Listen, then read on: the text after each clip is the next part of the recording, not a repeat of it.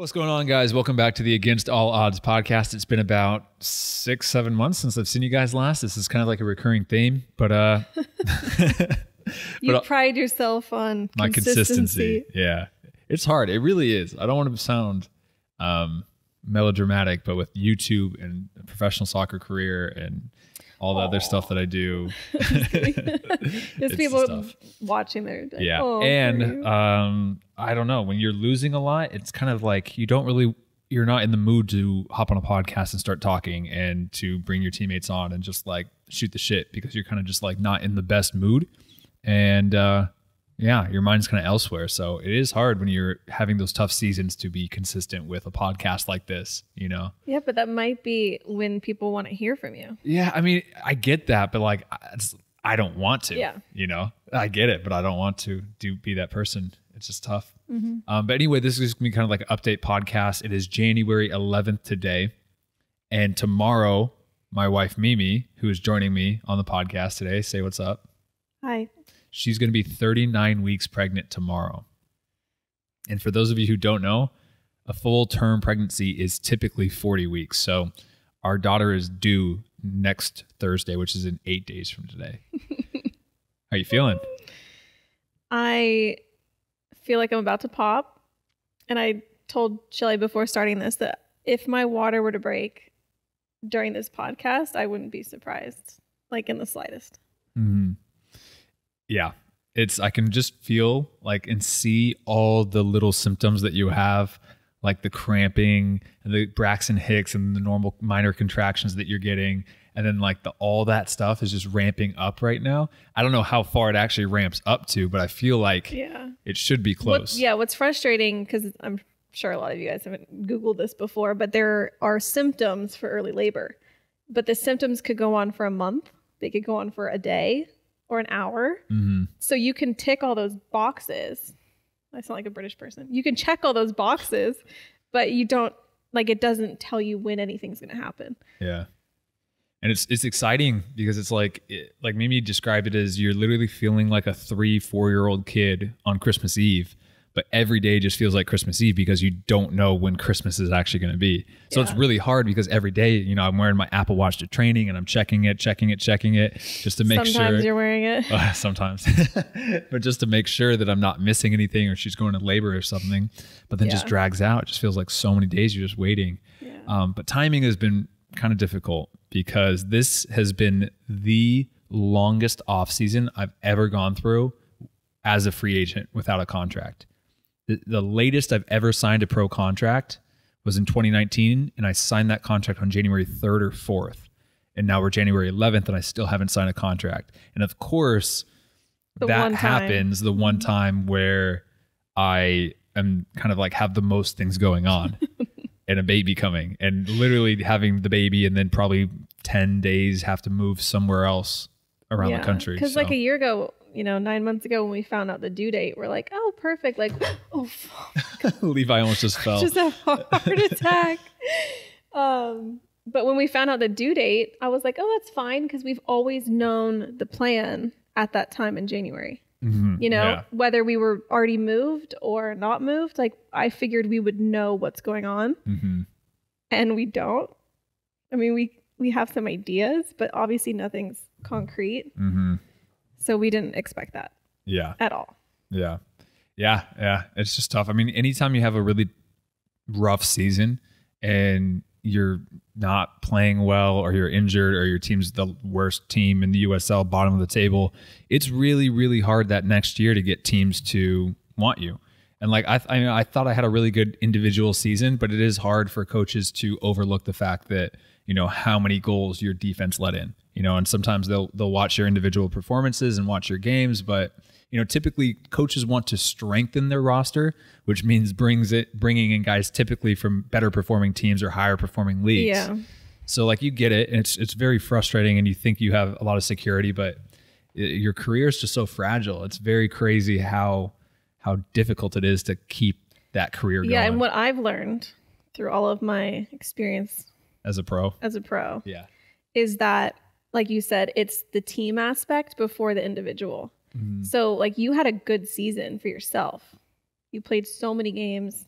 you were captain, like you yourself performed, but they look at that second. Mm-hmm. So it's really hard. Mm-hmm. Yeah. And then, yeah, it is tough. It's tough, but like something always comes up. There's always opportunities. And even though this has been the longest and we're now pushing January 11th, middle of January preseason for some teams, I think some USL teams start January 15th and some most start January 25th to the 1st of February. So realistically, we're looking anywhere from like 2 to 3 weeks pretty much until preseason starts. So it's just kind of like, now it's really business time. Grind time. You definitely keep our life interesting. You keep me on my toes. That's the thing we talk about. What do you think in the future? Like, are you going to be bummed out, or that once we do get a place and like a house and I'm retired? Oh, for sure. That we're not moving ever and there's no excitement like that? Yeah. You're going to miss it, or you think it's just going to be nice? I'm 100% going to miss it. Yeah. Because it's like this weird thing though, where I feel like the grass is always greener. Mm-hmm. So even if we got even if we had a 2-year in Charleston, which would be amazing because I love this house, I love Charleston, I'd love to stay here, there'd be a tiny part of me that's like, oh, I wonder where we could have gone, because like I'm so used to that, like every year, just excitement. But it definitely, I think being somewhere for good or for a while, more than 10 months, I think that will, like, the peace that I'll feel from that probably will outweigh it's on your own timeline. So like if we're not on like a professional footballer schedule right now, if we were to have the baby in January, it'd be like, no big deal. We'll stay here for an extra 6 months until we get into a good routine. Then we'll move later. Yeah. But now here it's like, no, this is when preseason starts. Yeah. And it's so frustrating, like being in the off season and being a free agent, because you're on everybody else's schedule. Mm-hmm. And it's like, you're waiting for people to text back. You're waiting for the contract to come through. And it's like, we can't go about and plan any aspect of our entire life at all, because we're waiting on other people. Yeah. And that's what I'm going to be like really excited to not have to deal with. Yeah. Yeah. One thing like I'm excited for too, this is a complete different aspect, but it's like, I really want to talk and kind of like just bring to light about how the intricacies and the nuances of, that's your new word. That's your vocab word. Nuances of like the off season and what goes into negotiating a deal, and like why it takes long and why it's not as easy as you think, or why, you'd pick different teams and all this stuff. It's just a lot. Like, I mean, if we go back to like expectations versus reality, I did not expect it to be this many steps, this difficult, this long of a process. For even if they really want you, it still takes time. I've had clubs that really, really want me, and we're still talking on the time. You're thinking in your head, okay, a couple of days. It's weeks, months for the whole, like, okay, the coach wants you, then the assistant coach, then you have the general manager, the sporting director, the owner, all to sign off on you, how the budget is, if the housing works out. Like, those are just little things. And I really want to go deep into it, the process and all that stuff. But I also don't want to be like, and it's not bad stuff that I'd be like, I'm not exposing anything. I just want to talk more openly about all the stuff that. But it's also like different every year. Yeah. Because sometimes a coach will be like, hey, we want you. And you'll be like, okay. And then they'll send a contract the next day. Yeah. But then there's some teams where there's so many levels of like management and people that need to sign off that it's like, it's not consistent, And there's some teams, like, I can talk a little bit, but it's like, there's some teams where the head coach really likes you and wants you. But then one of my teammates actually from Charleston was dealing with this right now. Head coach really wants him, but then the owner was like, no, I think we have enough of players in that position. So it's like, how demoralizing is that for a coach to really, really want you, but now because the owner thinks they have too many players on the roster and is paying too many players, now you can't be signed. Yeah. Or the opposite. I've seen owner really wants to sign a player, sporting director, scout, but the head coach is just like, I don't know. And that, it's so many opinions have to, stars have to align for it to work out. And it's great when it does. It's fantastic. It's the best feeling in the world. You're so excited. Like, wherever I sign next, it's so exciting because you're like, sweet. You start imagining your life there, apartments you're looking there, houses or whatever, how to get there, how we're going to move there, what's our life going to be like at that new city. That's what I just wish we could be doing right now. Because like, we're just wasting so much time where like, if we knew where we were going, we could arrange the move. Yeah. Find a house, like figure all that out, and like we can't. Yeah. And that's it's limbo. Yeah. Limbo for the baby, limbo for the contract situation, limbo for the city that we're living in, and like even limbo of packing up, because it's like we still need all of our stuff to use on a day-to-day basis, but we also know that, okay, we're going to move everything in here to the next place, wherever that is. Yeah. So and then babies, yeah, like whose idea was this? They can come whenever they want, you know, so you can plan for 40, you can plan for your due date. 20% of babies are due on their due date, and I think that's being generous. Like, it's very rare. So they could come early, they could come late. We could sign and we could have to I thought it was 5%. I thought 5% too, but I just read something today that was 20. That's why I'm saying I think it's maybe a lot of people, maybe more people like induce on their due date. Yeah, I think a lot of people, once they hit that, their doctor's like, okay, let's get the ball rolling. But I think naturally it's probably like 5%. So it's like, I feel like I'm just sitting here just like twiddling my thumbs. Like, what's going to happen? Meanwhile, I feel like I've been going non-stop because it's like, it's hard because typically with how like our dynamic goes is that I usually spend more time either working out, training, and then editing on my computer, just answering emails, doing Become Elite work. And then you typically take more of the cooking, cleaning, grocery shopping, like errand type stuff. Because I'm a woman. It's just how our dynamic works. That's how the dynamic works. I don't know. That's facts. He despises errands more than just a waste. More than anything in the entire world. But now the fact that like I feel so bad because you pains you to get up, you can't put your shoes on by yourself, you can't bend over to put dishes in the dishwasher. Now I feel like I'm doing my same training and workout load, same editing load, double the dishes, triple the grocery shopping, triple the cat stuff, triple the cooking. Just wait till we have a baby. Yeah, it's already wearing me down. I'm already regretting this kid. I'm kidding. No, he's so excited. I'm really excited. I keep imagining my life like I'll do little things where I walk by the bassinet and I just imagine like a little peanut in there. You keep throwing your sweatshirt on it. Yeah, because stop throwing your stuff in the bassinet. You're gonna forget one day when the actual baby's in there, and you're gonna like throw your sweatshirt. Smother it. Yeah, that'd be bad. But yeah, I just keep on viewing certain parts of my life, like changing a diaper on a table somewhere, or like seeing her sleep in the bassinet, like in my imagination, or like just like little things, pushing in the car seat, in the back of the car. We have the car seat are all set back there. I know. I keep driving around. And I keep like looking at it. I'm like, there's gonna be a human being there. Yeah, it's crazy. I keep doing the same thing with my water breaking because I don't think people fully process like how weird and like surprising that actually is until you get to the point where it could happen at any moment. Mm-hmm. Like anytime I'm doing anything, like throughout the day or sleeping or whatever, I'm like, my water could break like right now. Like I could be in the grocery store right now and it could break. Like it's just weird. Yeah. I hope soon it will happen. Just go. And I always think too, maximum time. Like what's the maximum time we could wait?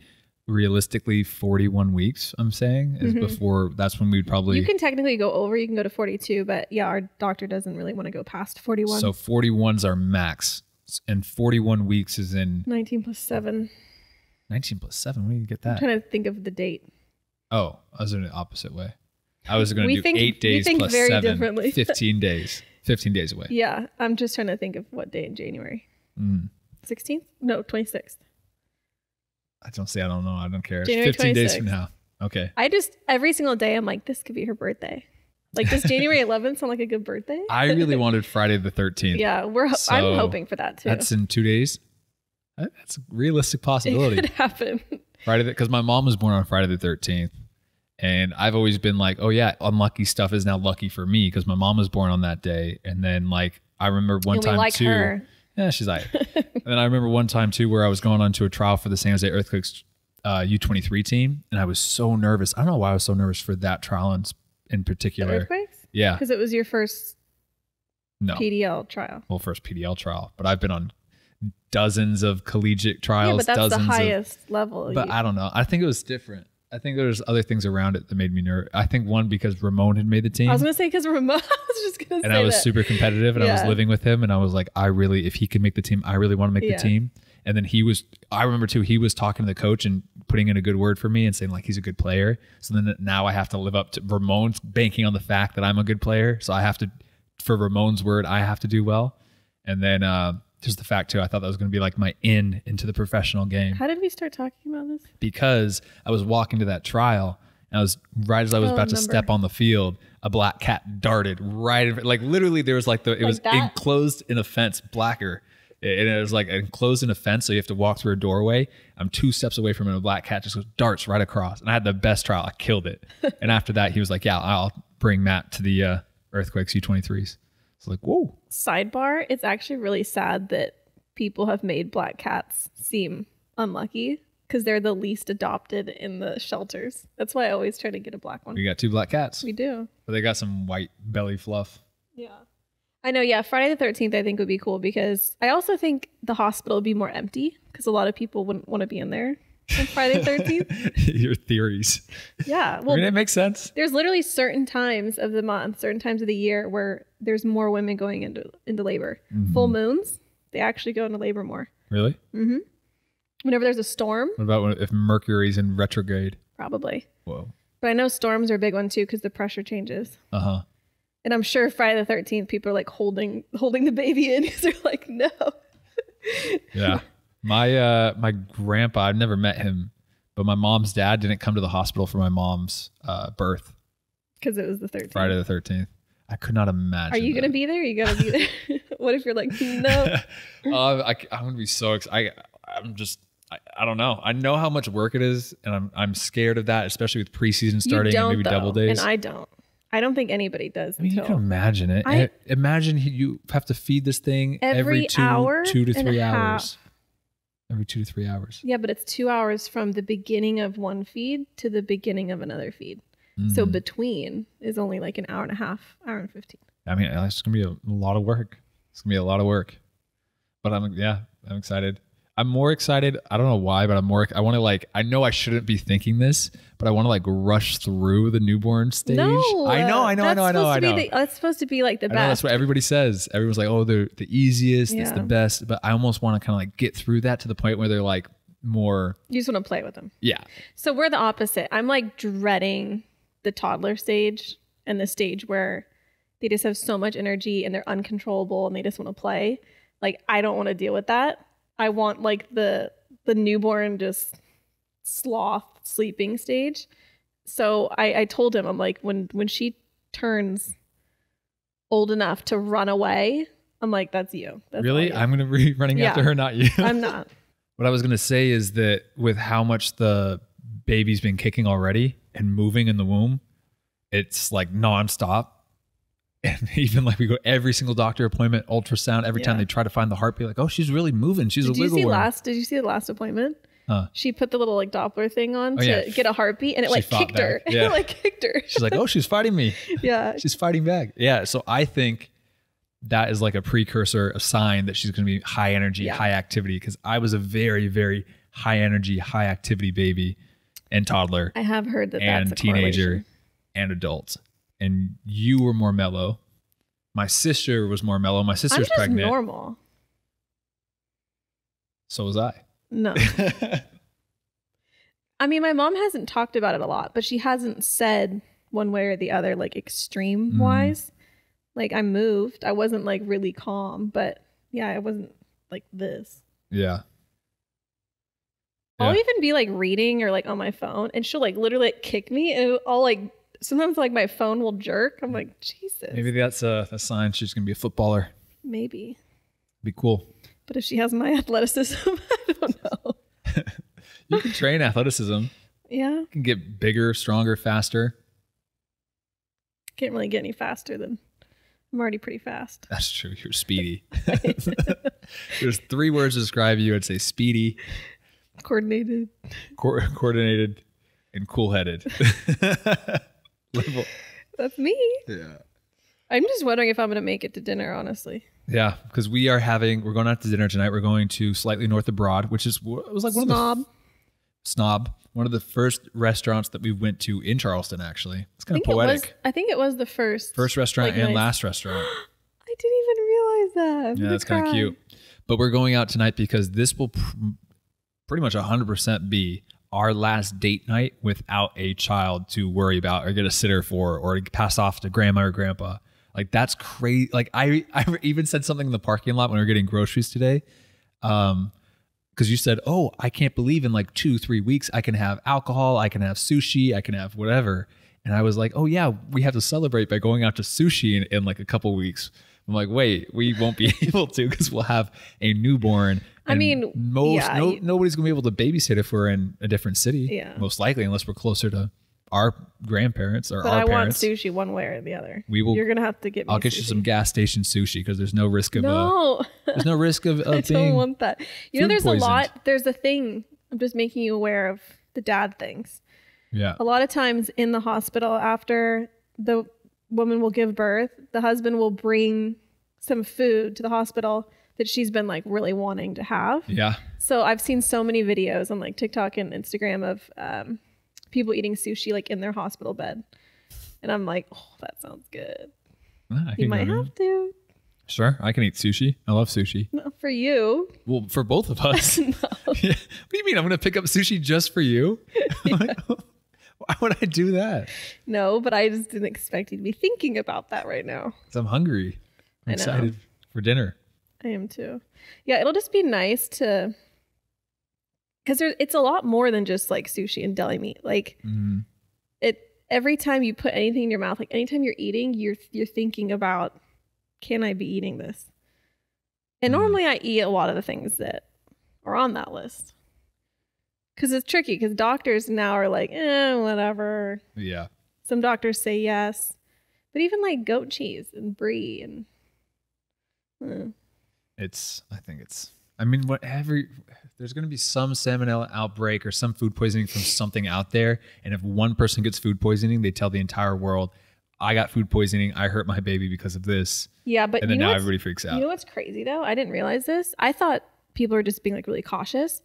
Pregnant women are 14% more likely to get a foodborne illness. Like, because of why? I don't know. It might be because of our immune system isn't as good as it normally is because it's doing stuff. I don't know, but we literally have a higher risk. So if me and you were to eat like bad fish, it could only affect me. Like, you might not get food poisoning. Well, let's hope. Just kidding. The worst. The other thing I want to talk to, not the last thing. Hopefully we can have a few more things to talk to, but one of the things that I'm very worried about, and I think is causing the You're most. You're worried? A little bit. You never worry. I think about stuff. I just don't stress about things. I worry about things. You never tell me when you're worrying about something. I'm not worrying about. Oh, okay. So this is the thing I'm worrying about, or not. What's the right word? I guess I'm thinking about is that when the baby comes, and let's say I sign somewhere far away, then babies can't fly until they're like 6 weeks old. So that means that we will have to drive the 2 cats, the baby, you, and all of our stuff, or maybe how I don't know, this is what I'm thinking about, to that new location. Yep. And that's going to be stressful because if we sign in somewhere in California, that is a 40-hour drive. And I will be postpartum, probably in pain. Cats will be annoying. Yeah. Babies aren't supposed to be in car seats that long. You have to feed them and change them every couple hours. It's going to take us, honestly, like, I know it's going to be miserable, but it's going to be so funny to look back on. Like, it's going to be the worst road trip of our entire life. Yeah, that's what I'm worried about. Probably 2 weeks. And I hate stopping on road trips. That's like my biggest pet peeve. Every time you go, I gotta go to the bathroom. I know, but this is what I told him. I was like, you do realize that we can't do this like a normal road trip. We can't just drive 6 hours and then stop at the gas station. Like, she will need to eat. Get a bag of Skittles and go. She will need to be changed like every. And you can't feed or have her eat. Yeah, I can't feed her on the road. That would be dangerous. While we're driving. Yeah. So we'll see. We'll get there. Just take it slow. Hopefully, I mean, if it's so far, I'm thinking pretty much if it's like, I'd say like 15 hours or more, that we just hire movers for all the stuff and we just take our car. No, we're doing that no matter what. Well, if it's a day drive, like the car barely fits our car seat. But if it's a day, so this is what I'm thinking. If it's a day drive away, I would have like my dad fly in, and we would pack up the U-Haul or whatever, and then he could drive that while we drive our car or something. So, but wouldn't that cost the same as just having the? But he would buy his own ticket. So basically, either Chuck pays for the move, or we. I know my dad or my mom would do that at a heartbeat because they would want to see the baby. Well, yeah, but it just. So we have to take advantage of their kindness, is what I'm saying. Yes. But that makes sense, though, don't you think? Yeah, but not. I thought you were thinking monetarily, and monetarily, it doesn't make any sense. Well, monetarily, it makes sense. The flight out here would be the same price as getting a moving truck. But yeah, but I don't think my dad or my mom would make me pay for their plane ticket out here. I think they'd be so excited. Like, I know, yes, that's what I'm saying. Like, yeah. I get why you're saying it now because they would buy their own ticket. That's what I told you, girl. I'm thinking. You're always like 5 steps. I'm 5 steps ahead. But also, you were saying if we had movers, like they would do a lot of the moving because, like, I can't help. Yeah. Well, or if my dad comes out and helps that. But and so I was thinking. My mom might still be here too. But like, if it was a 40-hour drive, I don't think. No, we're not making. We can't make my dad drive a 40-hour U-Haul across California the country would be by like himself. 40 plus. Yeah. So, and then so that's why I had that 15. I'm thinking 15 to 20-hour cutoff range. Right around there is where we start thinking. Is that U-Haul time or car time? I don't know. It's a window. We'll have to see wherever that place is next. But then I could be saying all this, and then I end up signing in Finland, and then doesn't make anything. And then should we make him drive the boat? Put it on a shipping container and yeah. We'll see. I know. I feel like our parents, because they're both sets of our parents, besides my dad, are like, is your mom retired? I don't know what to call her. She's semi-retired. She works, but she works like 10 hours a week. So our parents have a lot of free time. And I feel like they want to help really bad. You know? Mm-hmm. Like, I feel like there's some times when you're like, yeah, call me if you need me. And you're like hoping they don't. I think both sets of parents like want to be involved. Well, my parents want to fly out so bad to see our baby, so bad, but they also respect the fact that we probably, as soon as we're doing all of this, the last thing we need is to be entertaining people, having people moving in and out, trying to figure that out. So they're like, we will be here as soon as we can get a text or a phone call. We need help, or can we come out, or whatever. We're there. Because I don't know if, I mean, they might have realized now that we've been talking about it, but the moment this baby is born, we are probably going to start packing the house. Yeah. And moving. Yeah. Within a week. Yeah. I will. You will be on the couch or something. I don't even know. You nervous for how much it's going to hurt? Honestly, not really. Really? That's what I would be the most nervous for. Not to Why does every guy, Anthony comes over, he's like, he's scared. And I'm like, what? He's like, are you scared? I'm like, why are you asking? Because I don't know. I mean, that's the part that I think if I was a woman, and I had to give birth and carry a child to do all this stuff, the thing I'd be the most scared of just is how much is this going to hurt? It's hard to describe. And I think on one hand, yes, like I am a little nervous about that. And that's why like Shelly keeps dancing around the house. Like, I can't wait. And I'm like, yeah, well, I have to go through the most painful event in my entire life, but I'm glad you're excited, you know? But I think for me, what's more scary is the unknown, because it's a pain and it's an experience that you've never had before. So it's, on one hand, it's like, how can you be scared of that? Because you don't know what it is. Mm-hmm. You also don't know how it's going to go. You don't even know what kind of labor you're going to have or delivery. So for me, it's like the unknowns are worse than like the anticipation of pain. And also, I feel like women deal with a lot with pain. Like, you probably don't believe me, but what do you mean? I just feel like I don't want to sound like a survivor or anything, but I feel like I've gone through a lot of pain. Like, I would say with my migraines, I have been at the point multiple times in my life where I wanted to end it because I wasn't on it, like in the moment. I wasn't, just from the pain, from being in so much pain. And I remember thinking, like, after I get a migraine, I'm like, nothing could be worse than this. Like, if I can go through this, nothing else couldn't even top this. You know what I mean? And with like labor contractions, they say it's like a really bad menstrual cramp. And it's like, we've all been through that. Like so many times in women's lives, like guys don't realize it. Like I haven't been able to go to school. I haven't been able to leave the house. I haven't been able to leave my bed because you're in so much pain. So it's like, I feel like I've been through it. Like, that's a bold statement. They say, that's a bold statement. They say that it's like menstrual cramps times like 1,000. So it's going to be a lot worse. But I just feel like we're accustomed to being in pain. Like it sounds bad, but like you just have to get in your zone, you know? Like, yeah. Fair enough. I mean, I think that's good that that's not what you're worried the most about.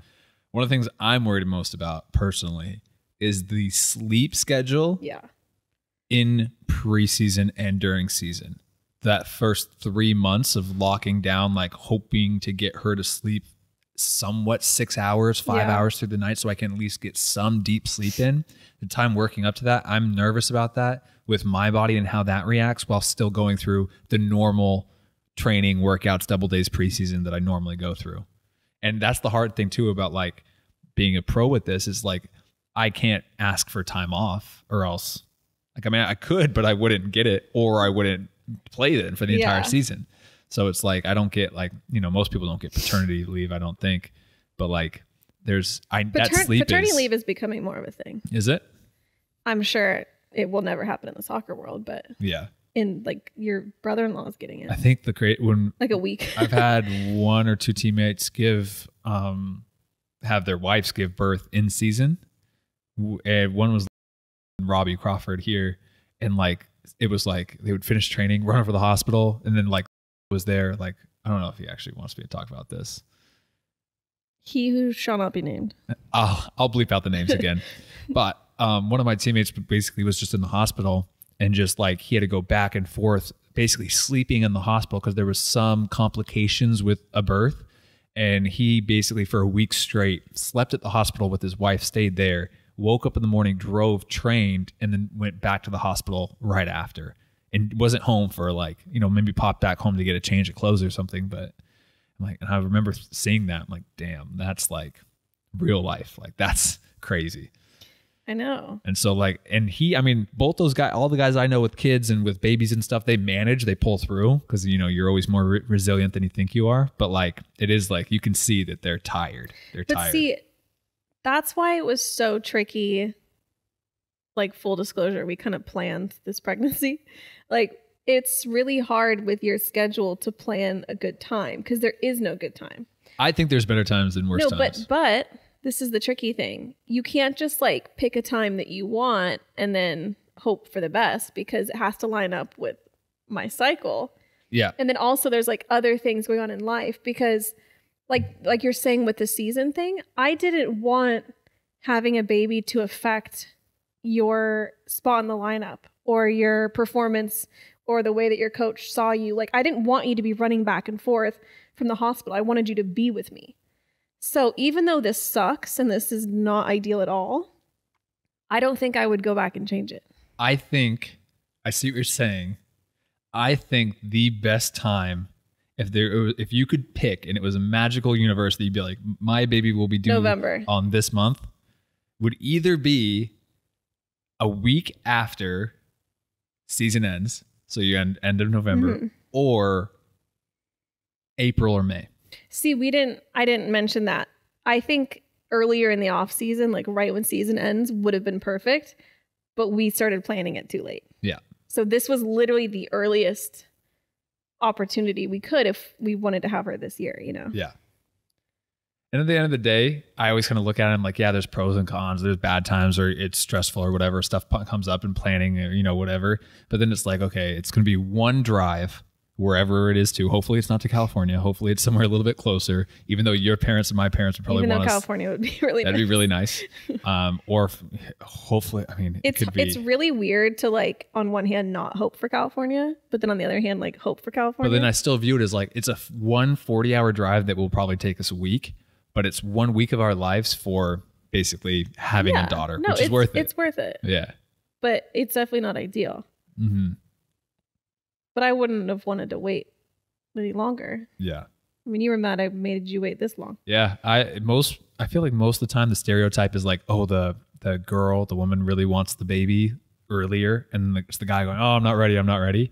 But with our situation, this is where we're breaking the gender norms. See, we were like that earlier, and then now I'm breaking them in this podcast, like breaking barriers. Look at us. Look at us.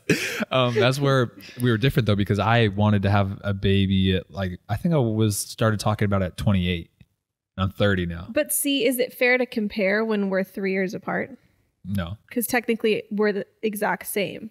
No, I'm having the baby at 27. Like, I mean, in our relationship, I wanted to have kids before you did. But I see, it's not black and white though. What do you mean? I've wanted a kid for a long time. Like, I think we would make great parents. Yeah. 8 years ago. Like, I think I would have liked that. But for me, I'm the planner. I'm the one that overthinks everything. And I wanted it to like come at the right time. You know, like you proposed. I was like, okay, well, I want to have the wedding first. And then I want to go on my honeymoon. And then, okay, you were in season again. And then the pandemic hit. And then, you know what I mean? So it was just like, if it was your way, it wouldn't matter anything else. Yeah. But for me, it was like, I want it to come at the right time. But that doesn't mean that I didn't want. You know what I mean? Does that make sense? Yeah, I guess. I don't know. I'm a classic underthinker. Yeah, I'm a classic overthinker. Chronic. Yeah.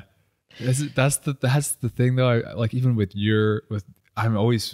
don't get in arguments but like discussions about is like me telling you or trying to like, maybe you're thinking too much about this. Like just put out content or put out this or do this. Just upload a podcast, Shelly. Yeah. And I did. It's easier said than done. Boom. I'm doing it right now. Yeah. 6 months. Easy. Okay. But in the 6 months I was putting out YouTube videos and TikToks and all that stuff. What do you think I'm doing?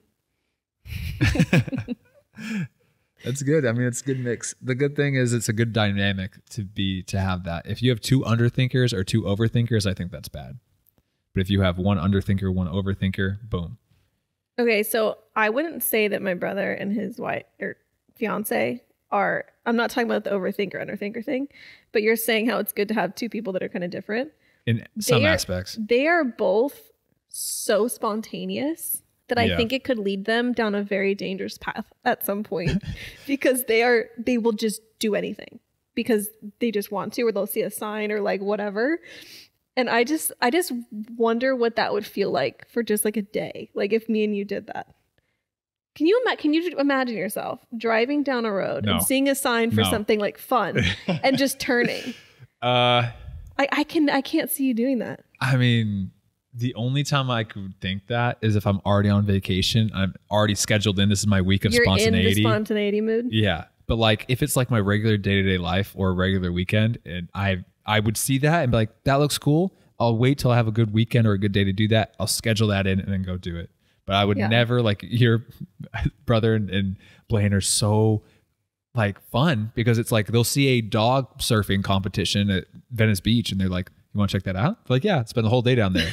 They'll go to the grocery store without a grocery list and buy groceries. Yeah. But see, they would be the kind of people that would just one day be like, should we have a kid? I'm like, okay. Like we literally sat down with like a calendar. Well, the thing is too, I say I'm an underthinker, but I do plan stuff. I like having order. I like having that kind of stuff. So we're both because we are both more planners. Like we both like, I like planning trips. You like planning trips. There's just certain aspects that you don't care about. Yeah. Like if you wanted a kid, you wouldn't care if there was a pandemic. You wouldn't care if we were married. Yeah. And I see everything and it like clouds my vision. I think it's just what's important. What's really important to you is the order of everything being right with that. Like your vision of how your life has to be right with that.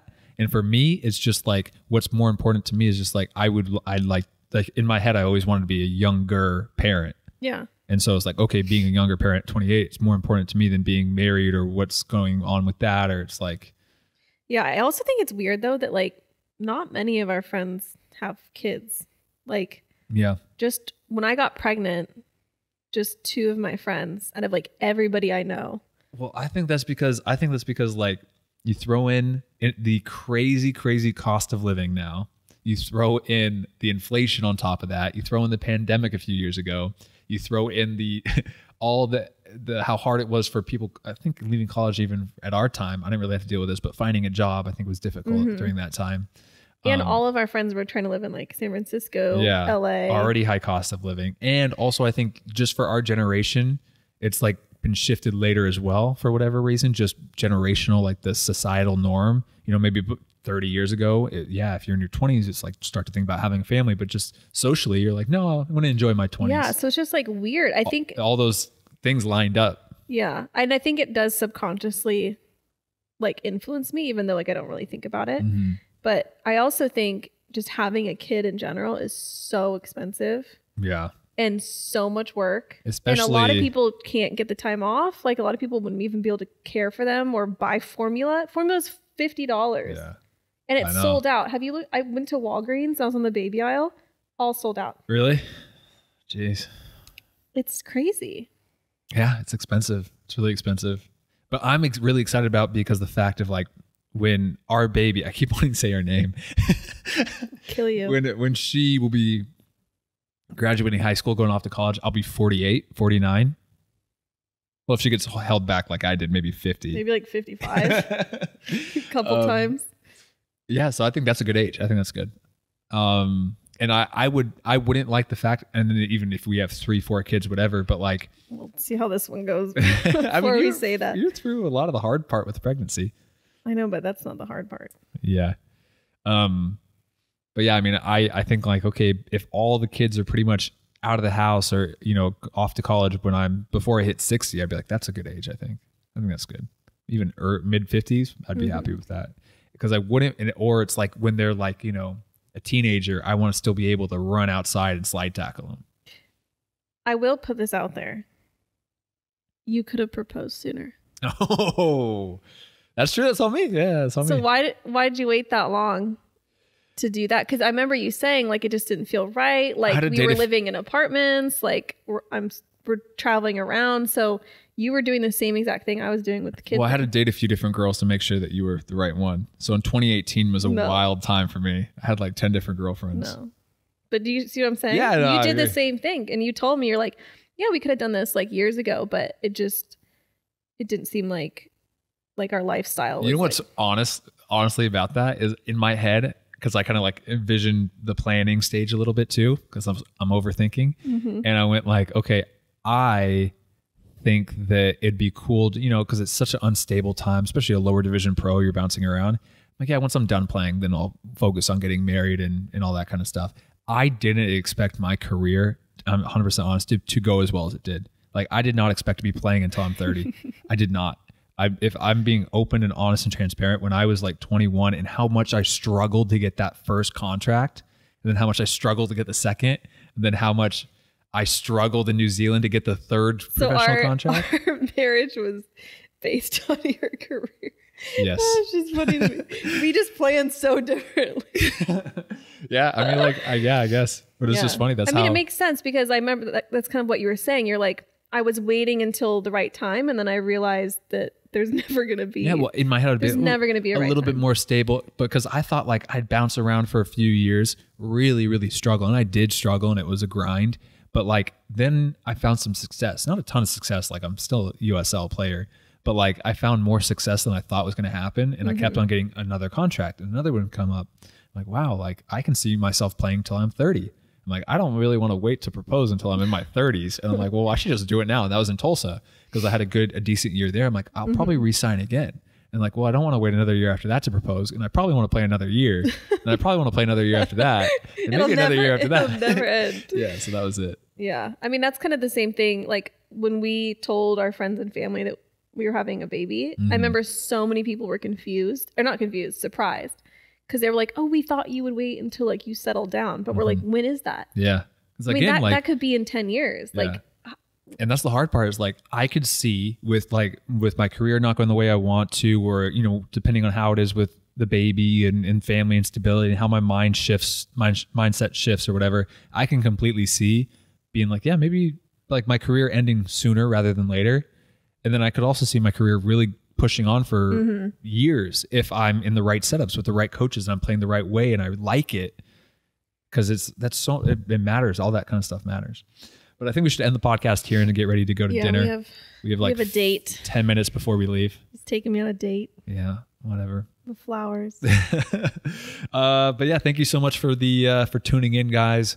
I'm going to say this, but I'm probably lying, but I want to be more consistent in 2023 with the podcast. Why don't you say that not when we're about to have a newborn? Yeah, you know what? That's going to come to bite you. I'm not going to be more consistent. I'm sorry, guys.